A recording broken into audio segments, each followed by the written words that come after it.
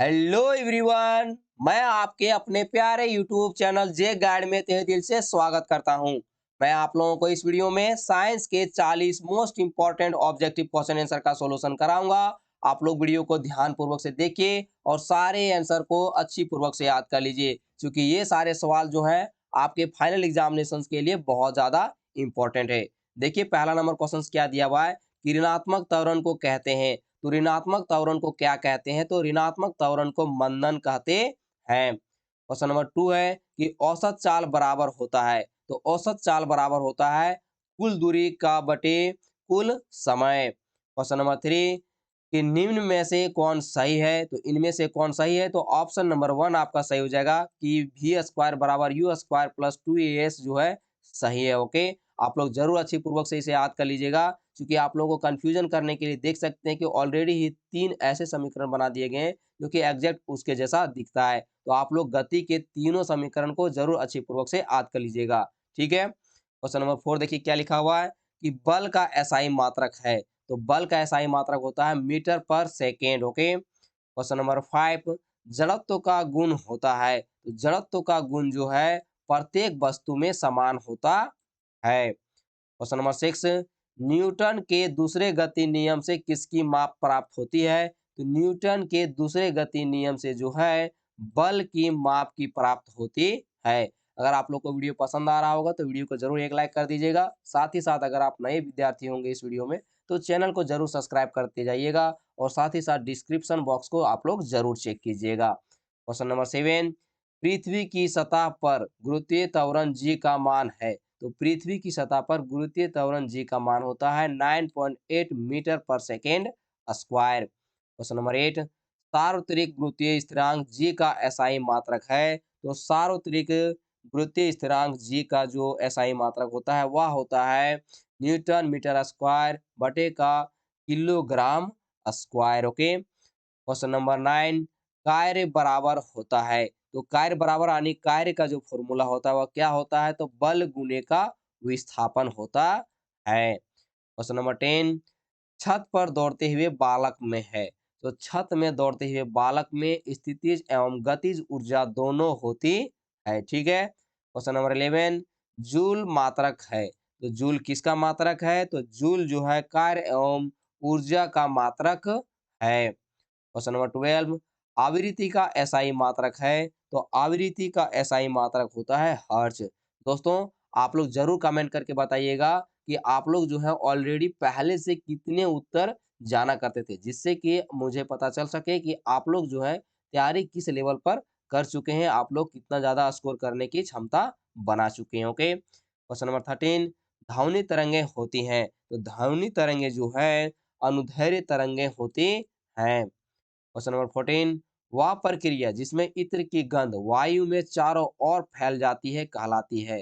तो उस प्रक्रिया को विसरण प्रक्रिया कहते हैं। क्वेश्चन नंबर 15 निम्नांकित में कौन जलने की तीव्रता पैदा करेगा? तो निम्नांकित में जो है ऑप्शन नंबर आपका 4 सही हो जाएगा। भाप जो है जलने की तीव्रता पैदा करेगा। Okay, question number 16 question number 16 देखिए क्या लिखा हुआ है कि निम्नलिखित में द्रव में कौन निश्चित है? तो निम्नलिखित में जो है ऑप्शन नंबर 4 सही हो जाएगा आपका कि आयतन जो है द्रव में निश्चित है। ठीक है, क्वेश्चन नंबर आप देखिए 17 क्या लिखा हुआ है कि 573 केल्विन तापक्रम का मान सेल्सियस में क्या होगा? तो 573 केल्विन तापक्रम का मान सेल्सियस में क्या होगा? तो कभी भी आप लोग एक फॉर्मूला जरूर याद रखिएगा। इधर लिखिएगा केल्विन बराबर का 273 प्लस का सेल्सियस। ठीक है, यहाँ पर ऐसे करके लिख के रखिएगा। जब भी आप लोग को देखिए आंसर आपको सेल्सियस में पूछा है, केल्विन में दिया हुआ, तो केल्विन में देखिए क्या दिया हुआ 573 केल्विन आप लोग को दे दिया है।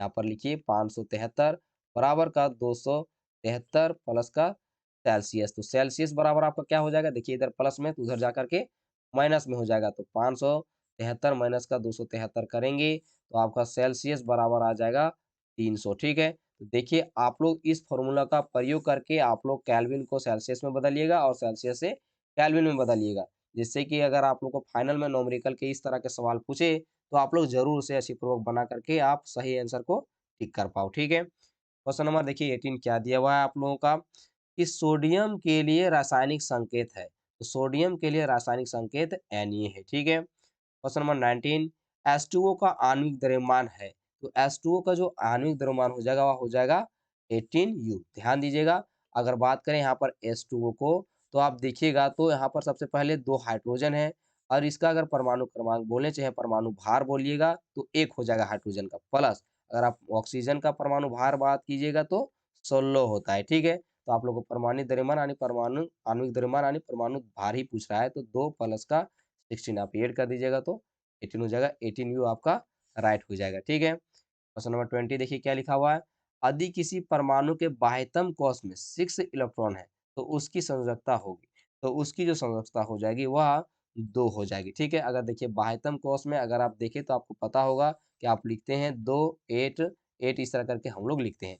अब देखिए बाहरी कोश में तो 6 है, तो अब उसमें से उसकी संयोजकता कितनी हो जाएगी? 2 हो जाएगी, क्योंकि 8 में जो है 2 की ही कमी है, ठीक है। इस बात को जरूर आप ध्यान रखिएगा। क्वेश्चन नंबर 21, क्लोरीन की संयोजकता होती है, तो क्लोरीन की संयोजकता 1 होती है। क्वेश्चन नंबर 22, 17 क्लोरीन 35 के लिए क्लोरीन का परमाणु क्रमांक है, तो इसका क्लोरीन का परमाणु क्रमांक 17 हो जाएगा। ध्यान दीजिएगा, इसे परमाणु क्रमांक बोला जाता है, परमाणु क्रमांक इसे बोला जाता है और इसे परमाणु द्रव्यमान बोला जाता है, ठीक है। परमाणु परमाणु द्रव्यमान बोला जाता है, ठीक है। इस बात को आप लोग जरूर ध्यान रखिएगा, कभी भी आप लोगों को एग्जाम में पूछा जा सकता है इस तरह का सवाल को। देखिए परमाणु मैंने गलत लिख दिया, परमाणु इस तरह से लिखाएगा, ठीक है। तो आप लोग ऐसा ना सोचे कि मुझे लिखना नहीं आता, मैंने ध्यान नहीं दिया, ठीक है। क्वेश्चन नंबर 23 देखिए क्या लिखा है कि मैग्नीशियम का इलेक्ट्रॉनिक विन्यास होगा। तो मैग्नीशियम का जो परमाणु संख्या वो होता है 12। तो इसका परमाणु द्रव्यमान इलेक्ट्रॉनिक विन्यास क्या हो जाएगा? तो 12 का आपका हो जाएगा 2 8 2, आप जोड़ दीजिए तो आपका 12 हो जाएगा। ऑप्शन नंबर 3 आपका सही हो जाएगा, ठीक है। क्वेश्चन नंबर 24 देखिए क्या लिखा है, टी का पावर 2 माइनस दिया हुआ है, ठीक है। तो आयन में संयोजकता इलेक्ट्रॉनों की संख्या क्या होगी? तो आयन में संयोजकता इलेक्ट्रॉनों की 8 हो जाएगा, ठीक है। ध्यान दीजिएगा कि आपको क्या किया हुआ है। आप अगर गौर करेंगे इसे तो ये यहाँ पर 2 और इसका 6 होता है, चूँकि ऑक्सीजन का जो परमाणु क्रमांक होता है वो कितना होता है? 8 होता है। अब देखिएगा तो 2 6 होता है, लेकिन ऑलरेडी ऑक्सीजन क्या कर चुका है? 2 को अपने ओर ये ले चुका है, चूँकि अगर 2 डैश 2 का पावर सॉरी ऑक्सीजन के पावर 2 और माइनस में यहाँ पर दिया है, तो मतलब 2 अपने ओर ये ले चुका है, ठीक है? तो ऑलरेडी पहले इसके पास शो था और 2 वो ले चुका है, तो आप इसे ऐड कर दीजिएगा तो आपका कितना हो जाएगा? 8 हो जाएगा। इस बात को थोड़ा सीरियसली लीजिएगा, इस प्रकार से जब भी पूछेगा तो आप इसे बना लीजिएगा। मान के चलिए आपको कभी भी अगर इस तरह से सवाल पूछे कि Cl माइनस, ठीक है? Cl अगर आपको ऐसे करके माइनस दे देगा तो आप समझ जाइए कि उसमें क्या चीज़ है, 1 इलेक्ट्रॉन को वो क्या कर चुका है? ग्रहण कर चुका है अपनी ओर, ले चुका है, ये पैंचा लग चुका है, इसीलिए उसमें -1 लगा हुआ है, ठीक है? क्वेश्चन नंबर 25 देखिए क्या लिखा हुआ है कि किसी तत्व के समस्थानिकों में किसकी संख्या भिन्न होती है? तो किसी तत्व के समस्थानिकों में किसकी संख्या भिन्न होती है? तो आपको इसका जवाब देना है। ऑप्शन नंबर जो है आपका 2 से 3 सही हो जाएगा कि न्यूट्रॉन की जो संख्या होती है वह भिन्न होती है, ठीक है। क्वेश्चन नंबर 26, तारक केंद्रक का कार्य है। तो तारक केंद्रक का जो कार्य होता है वह तर्कु निर्माण का कार्य होता है। क्वेश्चन नंबर 27, किस प्रकार की कोशिका में बड़ी रसधानी पाई जाती है? तो बड़ी रसधानी जो है पादप कोशिका में पाई जाती है। अगर आप लोग अभी तक वीडियो देख रहे होंगे, चैनल को अगर सब्सक्राइब नहीं किए होंगे तो ज़रूर सब्सक्राइब कर लीजिएगा। साथ ही साथ वीडियो को लाइक कर दीजिएगा और अपने दोस्तों में भी शेयर कर दीजिएगा। क्वेश्चन नंबर 28, रंगीन प्लेटिड्स को कहते हैं। तो रंगीन प्लेटिड्स को क्रोमोप्लास्ट कहते हैं। क्वेश्चन नंबर 29, उसी कौन सा रासायनिक अणु आनुवांशिक लक्षणों को एक पीढ़ी से दूसरी पीढ़ी में पहुंचाता है? तो ऑप्शन नंबर आपका 2 सही हो जाएगा। कोशिका द्रव्य जो है रासायनिक अणु आनुवांशिक लक्षणों को एक पीढ़ी से दूसरी ओर बढ़ाता है। क्वेश्चन नंबर 30, जिस मृदुतक की कोशिकाओं में हरित लवक पाया जाता है उसे कहते हैं, तो उसे कहते हैं क्लोरो काइमा, ओके, क्लोरेन काइमा। क्वेश्चन नंबर 31, कॉन्ड्रियोब्लास्ट कोशिकाएं किस ऊतक में पाई जाती है? तो कॉन्ड्रियोब्लास्ट कोशिकाएं जो है उपास्थि ऊतक में पाई जाती हैं। क्वेश्चन नंबर 32, मांसपेशी तथा अस्थियों को जोड़ती है।